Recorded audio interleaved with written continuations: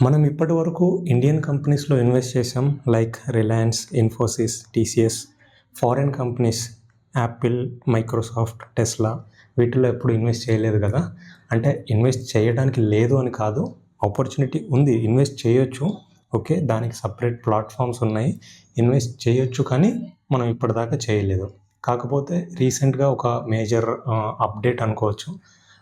Government తరఫున Gujarat gift city idea ఉంది కదా, గిఫ్ట్ సిటీ, అక్కడ ఉండే ఐఎఫ్ఎస్సి అథారిటీ రీసెంట్గా 4 బ్రోకర్స్కి, ఓకే, జిరోదా, అప్స్టాక్స్, గ్రో, ఇంకా ఏంజిల్ వన్, వీళ్ళకి అప్రూవల్ ఇచ్చిందనమాట. యూజర్స్ని అలో చేయండి ఫారిన్ మార్కెట్స్లో ఇన్వెస్ట్ చేయడానికి. ఓకే, ఓన్లీ యూఎస్ఏ ఒకటే కాదు, okay, UK, Japan, south Korea, Europe మొత్తం, ఓకే, ఇలా అన్ని కంట్రీస్లో ఇన్వెస్ట్ చేసేలాగా అలాంటి అప్రూవల్ అనమాట. సో దీనికి పాజిటివ్స్ ఏంటి, నెగిటివ్స్ ఏంటి అన్నీ మాట్లాడుకుందాం. ఎందుకు ఇన్వెస్ట్ చేయాలి, ఇన్వెస్ట్ చేయకుండా ఎందుకు ఉండాలి, ఓకేనా, అన్నీ డీటెయిల్గా ఎక్స్ప్లెయిన్ చేస్తాను. ఇప్పటి వరకు కాంప్లికేటెడ్ ఉంది ప్రాసెస్, ఓకేనా. ఇక్కడ ఇన్వెస్ట్ చేయడమే కొంతవరకు చాలామంది హెడేక్గా ఫీల్ అవుతారు. సో ఫారిన్లో ఇన్వెస్ట్ చేయాలి అంటే అది ఇంకొంచెం కాంప్లికేటెడ్, ఓకే. ఎందుకంటే ఒక చిన్న example, FEMA, foreign exchange management act, ఇక్కడ ఎల్ఆర్ఎస్ అని ఒక రూల్ ఉంటుంది. దాంట్లో ఏంటంటే $250,000, ఓకే, $250,000 మ్యాక్సిమం ఇన్ని డాలర్స్ వరకు మాత్రమే మనం ఇన్వెస్ట్ చేయడానికి ఉంటుంది, ఇంతకు మించి చేయడానికి లేదు. ఓకే, $250,000 కన్వర్ట్ చేస్తే ఎంత రూపీస్లో ఎంత అవుతుంది అంటే, for suppose exchange rate 100 rupees అనుకుంటే, ప్రజెంట్ 94 ఉంది. 100 రూపీస్ అనుకుంటే 2.5 crores, 94 అనుకుంటే 2.35 crores, ఓకేనా. ఓకే, రీసెంట్గా Zerodha, Upstox, Groww, Angel one వీళ్ళకు వచ్చిన అప్రూవల్ అనేది ఒక గ్రేట్ డెవలప్మెంట్, ఒక గ్రేట్ ఇనిషియేటివ్ అనుకోవచ్చు. ఎందుకంటే చాలామంది రీటైలర్స్కి యాక్సెస్ ఉంటుంది. ఇండ్ మనీ దెన్ వీళ్ళు ఏంటంటే ఎర్లియర్ వీళ్ళు ఉన్నారు మార్కెట్లో, ఎర్లియర్ వీళ్ళు ఆఫర్ చేసిన ప్లాట్ఫామ్, ఆఫర్ చేసే ప్రాసెస్, ఓకే, అది డిఫరెంట్. ఇప్పుడు వీళ్ళకి ఆల్రెడీ అప్రూవల్ వచ్చేసింది, వీళ్ళు ఫస్ట్ మూవర్స్, ఓకేనా. వీళ్ళు రీసెంట్గా అప్రూవల్ తీసుకున్నారు. సో వీళ్ళ ప్రాసెస్ ఏంటంటే, ఇంతకుముందు ఒక investor, IND money, okay, next foreign broker involve అవుతారు. వాళ్ళు యూఎస్ మార్కెట్లో మన తరపున ఇన్వెస్ట్ చేస్తారు. ఇప్పుడు ఏంటంటే వీళ్ళకి అప్రూవల్ వచ్చింది, ఈ ప్రాసెస్ని వీళ్ళు తీసేశారు. ఓకే, ఇన్వెస్టర్స్ ఏంటంటే ఇండ్ మనీ, దెన్ ఈ ప్లాట్ఫామ్స్, వీళ్ళు ఏంటంటే ఇంకొన్ని మంత్స్లో రోల్ అవుట్ అవుతుంది వీళ్ళకి. ప్రజెంట్ అయితే దీని గురించి చూద్దాం. Investor, in money, okay, next foreign broker అనేది ఉండదు. గిఫ్ట్ సిటీలో, okay, gift city structure IFSC authority involve అవుతుంది. డైరెక్ట్ యూఎస్ మార్కెట్లో ఇన్వెస్ట్మెంట్ చేయొచ్చు. సో ఇది ఇప్పుడు రీసెంట్గా జరిగిన development.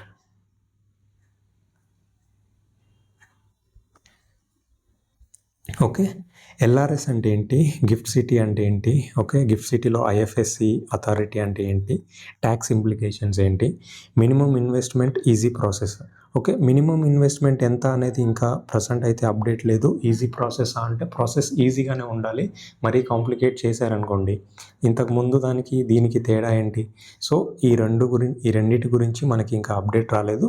It will take few months, okay, కొన్ని మంత్స్లో ఇది రోల్ అవుట్ అవుతుంది. అప్పుడు మనకి ఇంకా క్లారిటీ వస్తుంది.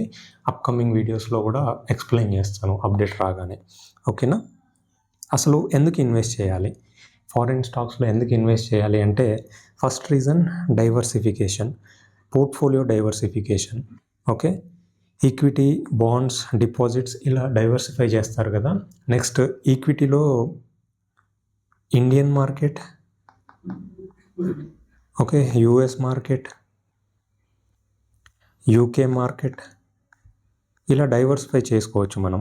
ఓకే, ఈక్విటీలో ఇంకొక డైవర్సిఫికేషన్ ఏంటంటే, డైవర్సిఫై చేయాలి అని యూట్యూబ్లో చెప్పడం, ఎక్స్పర్ట్స్ సజెస్ట్ చేయడం వల్ల మనం ఏం చేస్తామంటే, ఒక 50-100 కంపెనీస్ డైవర్సిఫై చేయాలి అనుకుంటాం మన ఇన్వెస్ట్మెంట్. అలా కాదు, ఈక్విటీ డైవర్సిఫికేషన్ అంటే ఓకే ఓన్లీ ఐటీ సెక్టర్లో ఉన్న 5 to 6 కంపెనీస్లో ఇన్వెస్ట్ చేసేయాలి, అలా కాదు, that is wrong. Okay, next only banking sector select చేసుకొని అందులో ఉన్న 5 to 6 కంపెనీస్లో ఇన్వెస్ట్ చేయడం, that's wrong, that's not diversification. అక్కడ రిస్క్ని ఇంకా మల్టిప్లై చేస్తున్నట్టు.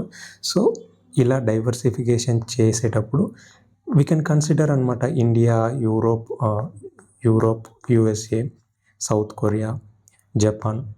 ఓకే, ఇలా డైవర్సిఫై చేసుకోవచ్చు. Next currency diversification. Okay, first important, మీకు ఇది తెలుసో లేదో, అంటే మీరు ఎప్పుడైనా వినుంటారో లేదో నాకు తెలీదు, పర్చేసింగ్ పవర్ ప్రొటెక్షన్. ఓకే, ఇండియాలో ఇన్ఫ్లేషన్ని బీట్ చేస్తున్నామని సంబరపడిపోతే సరిపోదు. పర్చేస్ పవర్ ప్రొటెక్షన్ ఏంటంటే, మీకు ఒక చిన్న ఎగ్జాంపుల్, ఫర్ సపోజ్ 2010లో $1కి మనం 50 రూపీస్ పే చేయాలి. ఓకే, 1 lakh రూపీస్ ఉంటే మన దగ్గర $2,000 వస్తాయి. ఓకేనా, అదే 2026లో $1కి 100 రూపీస్ పే చేయాలి. మన దగ్గర 1 lakh ఉంటే $1,000 మాత్రమే వస్తాయి. చూడండి, 2010 నుండి 2026 వరకు $2,000 రావాల్సిన దగ్గర $1,000 వస్తాయి. నెక్స్ట్ 2036 ఇంకో 10 years తర్వాత ఎంత అవుతుంది? ఓకే, $500 వస్తాయా? సో మన పవర్ అనేది తగ్గిపోతుంది కదా. ప్రతిదీ డాలర్ పైన డిపెండ్ అయి ఉంటుంది. For suppose crude, okay, per barrel ఎన్ని dollars, next gold per ounce ఎన్ని డాలర్స్. సో ప్రతిదీ కూడా డాలర్స్లోనే లింక్ అయి ఉంటుంది కాబట్టి పర్చేసింగ్ పవర్ ప్రొటెక్షన్ అనేది ఇంపార్టెంట్. ఓకే, ఇలా డాలర్ వాల్యూ పెరిగినప్పుడు, రూపీ వీక్ అయినప్పుడు జనరల్గా లాస్ మనకి, కంట్రీకి లాస్, మనకి లాస్. కాకపోతే ఇన్వెస్టర్ యాంగిల్లో ఆలోచించండి, ఇన్వెస్ట్ చేసాము. ఓకే, ఇన్వెస్ట్ చేసినప్పుడు ఈ సిచ్యువేషన్లో బెనిఫిట్ ఉంటుంది. ఓకేనా, అది ఎలా అంటే 2010లో $1 ఇన్వెస్ట్ చేసాం. ఓకే, 2026లో మన రూపీస్ మనకి కావాలి అనుకుంటే ఆ డాలర్ ఎక్స్చేంజ్ చేసుకోవాలి. సో 50 రూపీస్ ఇన్వెస్ట్ చేసాం కదా, ఇప్పుడు 100 రూపీస్ వస్తాయి. సో ఇలా ఇన్వెస్టర్ యాంగిల్లో బెనిఫిట్ అవుతుంది. Okay, don't compare inflation in India alone. ఇండియాలో ఇన్ఫ్లేషన్ని బీట్ చేస్తున్నాం కదా, సరిపోతుంది అనుకుంటే ఓకే, కొంతవరకు ఓకే. నెక్స్ట్ రూపీ డిప్రిషియేషన్ని కూడా కన్సిడర్ చేయాలి. చూడండి, 50 to 100 అయింది, ఇది కూడా కన్సిడర్ చేయాలి. నెక్స్ట్ డాలర్లో ఎక్స్పోజర్ దొరుకుతుంది మనకి. ఓకే, రూపీ వీక్ అవుతుంది, రైట్.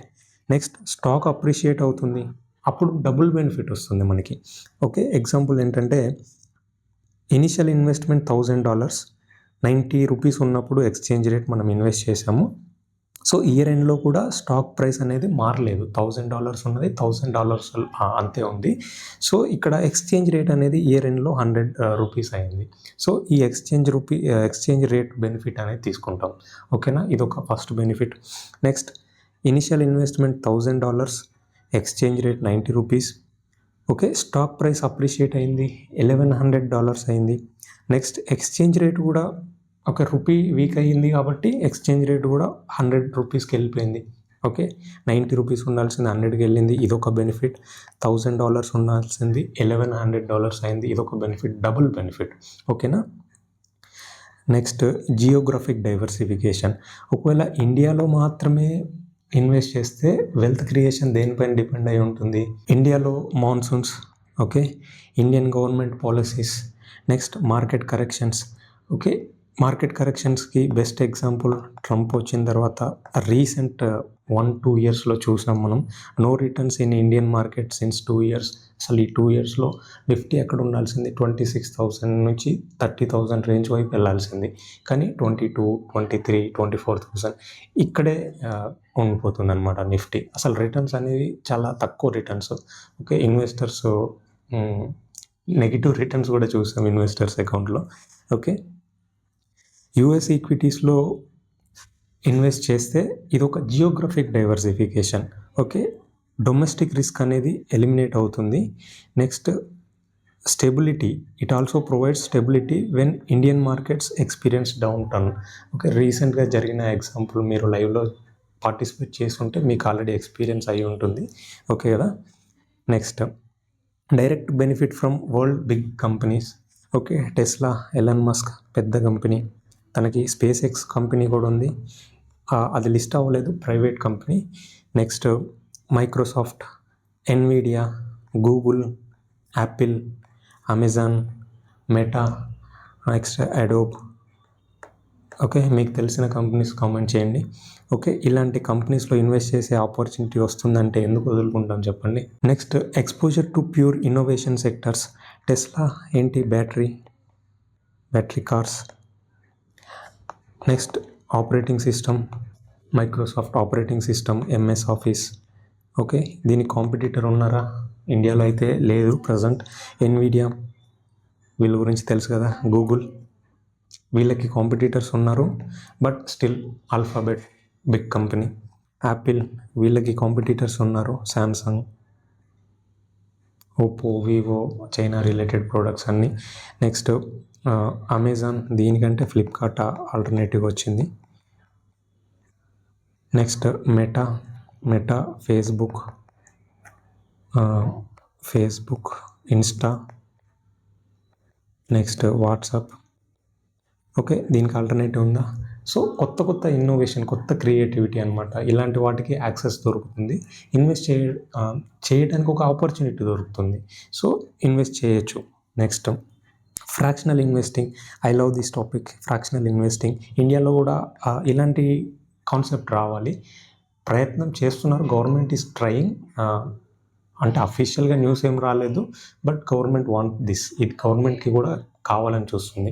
ఓకేనా, షేర్ ప్రైస్ $100 ఉందనుకోండి, నా దగ్గర $10 ఉన్నాయి, అప్పుడు నాకు 10%, అంటే 1 ఫుల్ షేర్ రాదు, 10% వస్తుంది. సో ఆ 10% కూడా తీసుకోవచ్చు నేను. ఇది యూఎస్ మార్కెట్లో ఉన్న బెనిఫిట్ అనమాట, ఈ ఫ్రాక్షనల్ ఇన్వెస్టింగ్. ఫర్ సపోజ్ ఇండియాలో ఎంఆర్ఎఫ్, ఓకే, నేను చూసినప్పుడు 50,000 రూపీస్లో ఉంది, ఇప్పుడు 1,50,000 అనుకుంటా. సో 1,50,000 ఉంటే ఏ స్విట్జర్లాండ్లో ఇన్వెస్ట్ చేయమని కాదు నేను చెప్పేది, స్విట్జర్లాండ్లోనూ, ఓకే, ఓలా, ఇలా తక్కువ షేర్ ప్రైస్ ఉన్న వాటిల్లో, ఫర్ సపోజ్ జొమాటో తీసుకోండి, ఎంత 200 to 300 రేంజ్లో ఉంటుంది. అంటే 1,50,000 ఉన్న ఎంఆర్ఎఫ్ ఎందుకు తీసుకుంటాము? ఓకే, మన దగ్గర ఉన్న 1 షేర్ కూడా రాదు. So part of the share ఇండియాలో నాట్ అలౌడ్ దట్ ప్రాసెస్, ఆ ప్రాసెస్ అనేది లేదు. సో నాకే కనుక ఇండియాలో కనుక ఈ ప్రాసెస్ వచ్చుంటే ఎంఆర్ఎఫ్ 1 షేర్ తీసుకునే బదులు ఒక 50% తీసుకుంటాను, ఒక 20% తీసుకుంటాను. సో మంచి కాన్సెప్ట్ కదా, ఇండియాలో రావాలి ఇలాంటి కాన్సెప్ట్. ఓకే, నెక్స్ట్ ఎంతసేపు డబుల్ బెనిఫిట్ ఉంటుంది, ఎక్స్చేంజ్ రేట్ బెనిఫిట్ ఉంటుంది, షేర్ ప్రైస్ అప్రిషియేట్ అవుతే బెనిఫిట్ ఉంటుంది, పాజిటివ్ అయినా ఎంతసేపు, రిస్క్ లేదా? ఓకే, ఎక్స్చేంజ్ రేట్ తగ్గితే, right, currency risk, exchange rate తగ్గింది, రూపీ స్ట్రెంత్ అయింది, డాలర్ వీక్ అయింది, first loss. Next stock price $1,000 ఉండాల్సింది $900 అయింది, second loss, right. Double benefit ఉన్నప్పుడు డబుల్ రిస్క్ కూడా ఉంటుంది, సో జాగ్రత్తగా ఉండాలి, right. Next missing out India's growth. US market is stable, right, developed economy. Next Indian market developing market, so ఇండియాలో ఉన్న development miss అవుతాం. ఓకేనా, అలా అని చెప్పి మొత్తం ఫారెన్లోనే ఇన్వెస్ట్ చేయడం అనేది రిస్క్, మన కంట్రీలో కూడా ఇన్వెస్ట్ చేయాలి. ఓకే, అది మన కంట్రీకి Boost. So investing too much in foreign is risky, never ever do that. Okay, other important points, conversion charges. ఈ కన్వర్షన్ ఛార్జెస్ ఏంటంటే, ఈ $1,000కి అమ్ముతాము, $1,000కి కొంటాము, $900కి అమ్ముతాము, ఇలా ఫ్రీ ఫ్లో ఉండదు అనమాట. దానికి కొన్ని ప్లాట్ఫామ్స్ ఉంటాయి కదా, banks, okay, currency exchange related organisations, వీళ్ళు కొంత కమిషన్ తీసుకుంటారు, ఎక్స్చేంజ్ రేట్ కన్వర్షన్ ఛార్జెస్ అంటారు. ఓకే, ఫర్ సపోజ్ $1,000 పెట్టి నేను ఇన్వెస్ట్ చేయాలనుకుంటాను, $1,000 నా దగ్గర ఉంటే సరిపోదు, వాళ్ళు కొంత ఎక్స్చేంజ్ రేట్ ఛార్జెస్ 1%, 0.5% ఇలా ఛార్జ్ చేస్తారనమాట. ఫస్ట్ టైం ఇన్వెస్ట్ చేయాలన్నప్పుడు రూపీ నుండి డాలర్స్కి కన్వర్ట్ చేయాలి, అప్పుడు ఛార్జెస్ పే చేయాలి.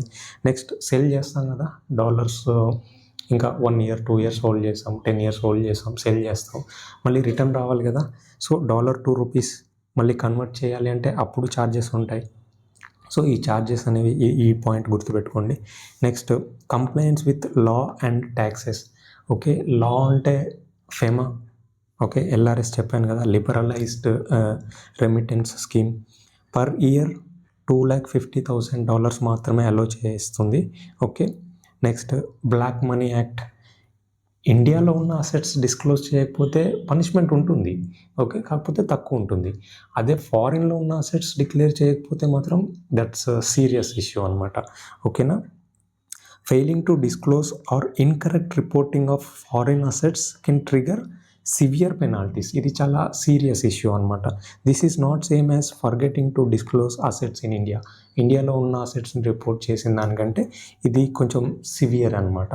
ఓకే, నెక్స్ట్ థర్డ్ది ఇన్కమ్ ట్యాక్స్ యాక్ట్ 1961 అవుట్డేట్ అయిపోయింది, 2025 రోల్ అవుట్ అయింది. సో ఇది మర్చిపోండి, 2025. సో ఈ ఇన్కమ్ ట్యాక్స్ యాక్ట్లో ఫస్ట్ మనం గుర్తుపెట్టుకోవాల్సింది టీసీఎస్. టీసీఎస్ అంటే ఇప్పుడు బ్యాంకింగ్ సర్వీస్ యూస్ చేస్తాం కదా, రూపీస్ని ఫారిన్కి పంపడానికి, డాలర్స్లో కన్వర్ట్ చేసి పంపడానికి. ఓకే, ఫస్ట్ 10 lakhs వరకు ఎలాంటి టీసీఎస్ కట్ చేయరు వాళ్ళు, బ్యాంక్ వాళ్ళు, right. 10 lakhs above, for suppose నేను 20 lakhs ఫారిన్లో ఇన్వెస్ట్ చేయాలి అనుకుంటున్నాను, అది 10 lakhs క్రాస్ అయింది, ఫస్ట్ 10 lakhs వరకు నో టీసీఎస్. నెక్స్ట్ 10 lakhs పైన ఏంటంటే ఎడ్యుకేషన్ పర్పసా, మెడికల్ ట్రీట్మెంట్ పర్పసా, ఏ పర్పస్, ఈ రెండిట్లో ఏదో ఒకటి అయితే కనుక 5% టీసీఎస్ అనేది డిడక్ట్ చేస్తారు, కలెక్ట్ చేస్తారు. నెక్స్ట్ ఇది other purpose, okay, investing other purpose కదా, అప్పుడు 20% టీసీఎస్ అనేది కలెక్ట్ చేస్తారు. ఫర్ సపోజ్ 20 lakhsలో 10 lakhs, first 10 lakhs no TCS, next 10 lakhs పైన 20% అంటే 2 lakhs. ఇది డిడక్ట్ చేసి కలెక్ట్ చేసి మీ దగ్గర గవర్నమెంట్ దగ్గర డిపాజిట్ చేస్తారు బ్యాంక్ వాళ్ళు. మీ ప్యాన్ పైన రిఫ్లెక్ట్ అవుతుంది. మీరు ఐటీఆర్ ఫైల్ చేసేటప్పుడు మీ ఇన్కమ్ కనుక స్పెసిఫైడ్ లిమిట్స్లో ఉంటే మీకు రీఫండ్ వచ్చేది ఉంటే వస్తుంది, లేదంటే మీరే కట్టాలి tax. Okay, in addition to this TCS. Okay, అప్పుడు నా దగ్గర ఎంత ఉండాలి, 20 lakhs ఇన్వెస్ట్ చేయాలి అంటే ఈ 2 lakhs ఐడిల్గా ఉంటుంది కదా, రిటర్న్స్ చాలా తక్కువ, ఎంత పర్ మంత్ 0.5%, పర్ ఇయర్ 6% ఎంతో రీఫండ్ ఇచ్చేటప్పుడు ఇస్తారు. ఓకే, నా దగ్గర 22 lakhs ఉండాలి 20 lakhs ఇన్వెస్ట్ చేయాలి అంటే. సో ప్రాపర్గా ప్లాన్ చేసుకోవాలి. ఈ 2 lakhs పైన రిటర్న్ అనేది మీరు మర్చిపోవాలి, అలా అయితేనే ఇన్వెస్ట్ చేయడానికి రెడీగా ఉండండి. Next capital gains tax. Share price appreciate అయితే ఇండియాలో అయితే ట్యాక్స్ ఉంటుంది, short term capital gain, long term capital gain tax అని. సో యూఎస్లో అలా ఉండదు. ఓకేనా, యూఎస్లో మన దగ్గర నుంచి అలాంటి ట్యాక్స్ ఏం కలెక్ట్ చేయరు. సో ఇది కొంతవరకు సేఫ్. అక్కడ కలెక్ట్ చేయరు, అక్కడ ట్యాక్స్ ఉండదు అనుకుంటే ఇక్కడ ఉండదు అనుకోవడం కరెక్ట్ కాదు. అక్కడ ఉండదు, ఓకే, కాకపోతే ఇక్కడ ఐటీఆర్ ఫైల్ చేసేటప్పుడు మళ్ళీ క్యాలిక్యులేషన్ చేసి నాకు యూఎస్ నుండి ఇంత రిటర్న్ వచ్చింది, ఇంత అప్రిషియేట్ అయింది, సో ఇంత ట్యాక్స్ కట్టాలి అని చెప్పేసి నేను ఫైల్ చేయాలి return, right. Next with holding tax at the rate of 20% on dividends. For suppose Apple కంపెనీలో ఇన్వెస్ట్ చేశాను, డివిడెండ్ వచ్చింది. ఎంత డివిడెండ్, $200 అంటే ఎక్స్చేంజ్ రేట్ 100 రూపీస్ అనుకుంటే 20,000, కరెక్ట్ కదా. 20,000 రూపీస్ నాకు డివిడెండ్ యాపిల్ నుండి వస్తుంది అంటే యూఎస్ గవర్నమెంట్ 25% డిడక్ట్ చేస్తుంది. సో 5,000 రూపీస్ నేను యూఎస్ గవర్నమెంట్కి ఆల్రెడీ యూఎస్ గవర్నమెంట్ కలెక్ట్ చేసుకుంటుంది, నేను పే చేసినట్టు ట్యాక్స్, విత్ హోల్డింగ్ ట్యాక్స్ అంటారు. పే చేసిన తర్వాత రిమైనింగ్ 15,000 మాత్రమే నా అకౌంట్లో క్రెడిట్ అవుతుంది. ఓకేనా. In India entire 20,000 is taxable. ఇండియాలో 20,000 ట్యాక్స్ పే చేయండి అని అంటున్నారు. అరే ఆల్రెడీ 5,000 పే చేసాం కదా, 20,000 పైన నేను 15,000 పైన ట్యాక్స్ పే చేస్తాను అంటే ఇక్కడ DTAA, okay, double tax avoidance agreement, DTAAలో మనకు ఒక బెనిఫిట్ ఉంటుంది. మీరు CA దగ్గరికి వెళ్ళి క్యాల్కులేషన్ చేయించుకోండి. ఓకేనా. ఇక్కడ ఏంటంటే 20,000 పైన 25%, 5,000 కట్టాను కదా ఆల్రెడీ. ఇండియాలో ఫర్ సపోజ్ 30% ట్యాక్స్ రేట్ అనుకుంటే 20,000 పైన 30% అంటే ఎంత అవుతుంది, 6,000. సో ఈ 6,000లో 5,000 ఆల్రెడీ కట్టాను, ఇప్పుడు నేను 1,000 కడితే సరిపోతుంది, నాకు 5,000 రూపీస్ అనేది రిలీఫ్ ఇస్తారు. ఓకేనా. సో ఈ ట్యాక్స్ పాయింట్ కూడా గుర్తుపెట్టుకోండి. Okay, next gift city IFSC authority అంటే ఏంటి. గిఫ్ట్ సిటీ అంటే గుజరాత్లో ఉన్న ఒక ఫిజికల్ ప్లేస్ అనమాట. ఓకే, హైదరాబాద్లో, ఓకే, తెలంగాణలో ఫైనాన్షియల్ డిస్ట్రిక్ట్ ఎలానో, ఓకే, యూఎస్లో సిలికాన్ వ్యాలీ, ఓకే, ఇది యూఎస్లో సిలికాన్ వ్యాలీ ఎలానో యూఎస్లో, గుజరాత్లో ఫిజికల్ సిటీ అనమాట. ఇక్కడ ఫిజికల్ ఇన్ఫ్రాస్ట్రక్చర్ ఉంటుంది, రోడ్స్ కానీ బిల్డింగ్స్, నెక్స్ట్ బిజినెస్ ఎన్విరాన్మెంట్ ఉంటుంది. Okay, next IFSC, international financial service centre authority. యాక్చువల్గా ఇది ఐఎఫ్ఎస్సిఏ అని చదవాలి. ఐఎఫ్ఎస్సి అనేది మనకి అలవాటు అయిపోయింది కాబట్టి ఐఎఫ్ఎస్సి అథారిటీ అంటున్నాను. ఓకే, ఇది ఒక regulatory body like RBI, SEBI, IRDI. బ్యాంక్స్కి ఆర్బీఐ ఉంటుంది కదా, ఓకే, మార్కెట్స్కి సెబీ ఉంటుంది కదా, నెక్స్ట్ ఇన్సూరెన్స్ కంపెనీస్కి ఐఆర్డిఐ. సో అలాగా గుజరాత్లో ఐఎఫ్ఎస్సి అథారిటీ. ఇది ఏంటంటే single authority, multiple permissions. Okay, బ్యాంకింగ్కి ఆర్బీఐ నుండి పర్మిషన్ కావాలి, సెబీకి మార్కెటింగ్కి స్టాక్ మార్కెట్కి సెబీ నుండి కావాలి, నెక్స్ట్ ఐఆర్డిఐ నుండి ఇన్సూరెన్స్ రిలేటెడ్ బిజినెస్కి అప్రూవల్స్ కావాలి. ఐఎఫ్ఎస్సిఏ ఏం చేస్తుందంటే ఇలా మల్టిపుల్ అథారిటీస్ దగ్గరికి వెళ్ళాల్సిన అవసరం లేదు, మా దగ్గరికి రండి, వన్ షాట్ అన్ని లైసెన్సెస్ ఇస్తాము, అన్ని అప్రూవల్స్ ఇస్తాము. దీనివల్ల బెనిఫిట్ ఏంటి, అసలు ఎందుకు ఇది క్రియేట్ చేశారు అంటే to bring back the companies which went to foreign. బయటికి వెళ్ళాయి కదా కంపెనీస్, ఇండియాలో కంప్లైన్సెస్ ఎక్కువ, ఓకే, ప్రాసెస్ చాలా స్మూత్గా ఉండదని చెప్పేసి, ట్యాక్స్ రేట్స్ ఎక్కువ అని చెప్పేసి ఫారెన్కి వెళ్తారు కదా, చాలా కంపెనీస్ వెళ్ళిపోయాయి. Singapore, Dubai, US, next European కాంటినెంట్లో ఒక కంట్రీ ఉంటుంది, అక్కడ కూడా జీరో ట్యాక్స్ ఉంటుంది. సో ఇలాంటి కంట్రీస్కి వెళ్ళిపోతుంటారు, కంప్లైంట్స్ ఈజీగా ఉంటుంది, ట్యాక్స్ తక్కువ ఉంటుందని చెప్పేసి వెళ్ళిపోతుంటారు. సో అవన్నీ మళ్ళీ రావాలి.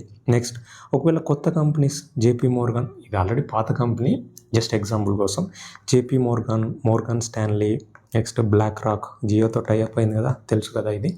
నెక్స్ట్ ఫారిన్ బ్యాంక్స్, వాళ్ళు ఇండియాలో కంపెనీ ఇన్కార్పొరేట్ చేసి సర్వీసెస్ ప్రొవైడ్ చేయాలి, మనకి ఎంప్లాయ్మెంట్ ఇవ్వాలి అని చూస్తుంటే, ఓకే, అప్పుడు వాళ్ళు డిఫరెంట్ అథారిటీస్ దగ్గరికి వెళ్ళి డిఫరెంట్ పర్మిషన్స్ తీసుకురావడం అనేది కాంప్లికేటెడ్. ఓకే, ఫర్ సపోజ్ చిన్న జిఎస్టీ అప్లికేషనే చూడండి. ఓకే, జిఎస్టీ అప్లై చేస్తాం, ఫ్రీగా ఇవ్వాలి వాళ్ళు జిఎస్టీ నెంబర్. కాకపోతే అక్కడ ఉండే ఆఫీసర్ బిజినెస్ని బట్టి 2000 to 5000 రూపీస్ ఛార్జ్ చేస్తారు. This is India. Central government employees salaries వస్తాయి, స్టిల్ బ్రైబ్, లంచం. This is unacceptable. ఒకసారి ఆలోచించండి, ఫారిన్ నుంచి ఒక ఇన్వెస్టర్ ఒక కంపెనీ ఇన్కార్పొరేట్ చేద్దాం అనుకుంటాడు ఇండియాకి వచ్చి. సో తను అఫీషియల్గా గవర్నమెంట్కి పే చేసే లైసెన్సెస్ కంటే ఇక్కడ, ఓకే, వీళ్ళకి బ్రైబ్ రూపంలో ఇవ్వాల్సింది ఎక్కువ ఉంటుందన్నమాట. సో అందుకని ఇది చాలామంది ఇండియాని థర్డ్ వరల్డ్ కంట్రీ అని చెప్పేసి చాలా నెగిటివ్గా చూస్తారు. ఈ ప్రాసెస్, ఈ పద్ధతి ఎప్పుడు మారుతుందో let's wait and see. Okay, ఈ రెగ్యులేటరీ బాడీ ఏం చేస్తుందంటే ఓన్గా రూల్స్ క్రియేట్ చేస్తుంది, లైసెన్సెస్ ఇష్యూ చేస్తుంది. Okay, regulates banking, capital market and insurance. One authority అన్ని ట్రాన్సాక్షన్స్ని కంట్రోల్ చేస్తుంది. ఓకే, ఇప్పుడు Zerodha, Upstox, Groww, Angel One వీళ్ళకి వచ్చిన పర్మిషన్ ఎక్కడి నుంచి, ఆర్బీఐ నుంచా? ఓకే, ఆర్బీఐ నుంచా? కాదు. సెబీ నుంచా? కాదు. వీళ్ళకి వచ్చిన పర్మిషన్ ఐఎఫ్ఎస్సి అథారిటీ నుంచి. ఓకేనా, they got approval from IFSC authority, right? SEBI నుండి కాదు, ఆర్బీఐ నుండి కాదు. వీళ్ళు ఆల్రెడీ అప్రూవల్స్ తీసుకున్నారు, వీళ్ళు ఫస్ట్ మూవర్స్ అనమాట, వీళ్ళకి కొంత అడ్వాంటేజ్ ఉంటుంది. ఓకే, వీళ్ళు ఆల్రెడీ గిఫ్ట్ సిటీ స్ట్రక్చర్ ఈ ఫార్మాట్లో సర్వీసెస్ ఇస్తున్నారు, వీళ్ళు కూడా ఎంట్రీ తీసుకుంటున్నారు కాబట్టి ఇప్పుడు కాంపిటీటర్స్ పెరుగుతారు, సర్వీస్ పెరుగుతుంది, ఓకే, ఇంప్రూవ్ అవుతుంది, మిలియన్స్ ఆఫ్ ఇండియన్ ఇన్వెస్టర్స్కి యాక్సెస్ దొరుకుతుంది. ఓకేనా, investing becomes smoother, affordable, accessible. ఓకేనా, zero withdrawal fees when bringing money to India. చెప్పాను కదా ఇందాక, పర్ ట్రాన్సాక్షన్కి ఇంత ఛార్జ్ చేస్తారు, ఇప్పుడు అలాంటి ఛార్జెస్ ఏమీ ఉండవు ఫ్యూచర్లో. Okay, is this approval only for investing in USA? ఇది ఓన్లీ యూఎస్ఏలో ఇన్వెస్ట్ చేయడానికి మాత్రమే అప్రూవల్ అంటే కాదు.